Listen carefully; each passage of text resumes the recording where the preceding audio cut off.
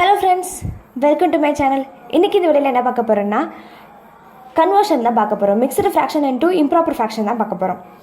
இப்போது இம்ப்ராப்பர் ஃப்ராக்ஷன்னா கீழே டினாமினேட்டர் வந்து அதிகமாகவும் மேலே நியூமரேட்டர் வந்து டினாமினேட்டரை விட கம்மியாக இருந்தால் அது இம்ப்ராப்பர் ஃப்ராக்ஷன்.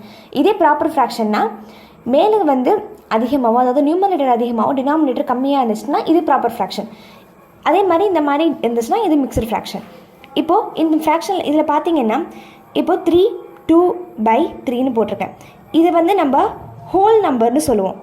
இது ஹோல் நம்பர், இது வந்து நியூமரேட்டர் அண்ட் இது வந்து டினாமினேட்டர்.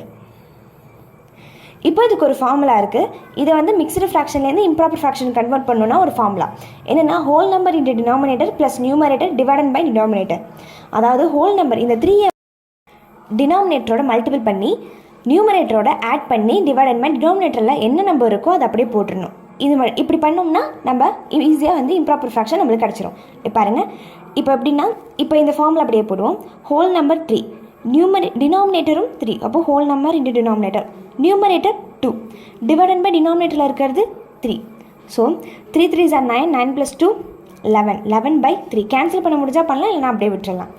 இது மாதிரி தான் நம்ம இம்ப்ராப்பர் ஃப்ராக்ஷன் எப்படி கண்டுபிடிக்கிறதுன்னு, அதாவது மிக்ஸ்டு ஃப்ராக்ஷன்லேருந்து எப்படி இம்ப்ராப்பர் ஃப்ராக்ஷனை கன்வெர்ட் பண்ணுறதுன்னு நம்மளுக்கு தெரியும். இப்போ இதே மாதிரி இன்னொரு ஒரு எக்ஸாம்பிள் 4/1/5, அதாவது 4 × 1/5ன்னு இதை சொல்லுவாங்க. இப்போ இதில் 4 × 5 + 1 whole number denominator plus numerator divided by denominator 5.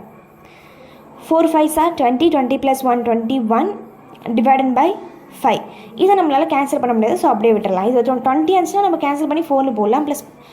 Plus 1 அப்படிங்கிறதுனால 21 அப்படியே இருக்கும். டினாமினேட்டர் மறக்காமல் போடணும். டினாமினேட்டர் போட்டால் தான் இது ஃப்ராக்ஷன். இது அப்படி போடலன்னா இது ஃப்ராக்ஷன் ஆகாது. ஸோ இதே மாதிரி 7 × 4/5 இதே மெத்தடை ஃபாலோ பண்ணி, இதே ஃபார்முலாவை ஃபாலோ பண்ணி இந்த 7 × 4/5க்கு ஆன்சர் கண்டுபிடிச்சி கமெண்ட் பாக்ஸில் கமெண்ட் பண்ணுங்கள். தேங்க்ஸ் ஃபார் வாட்சிங்.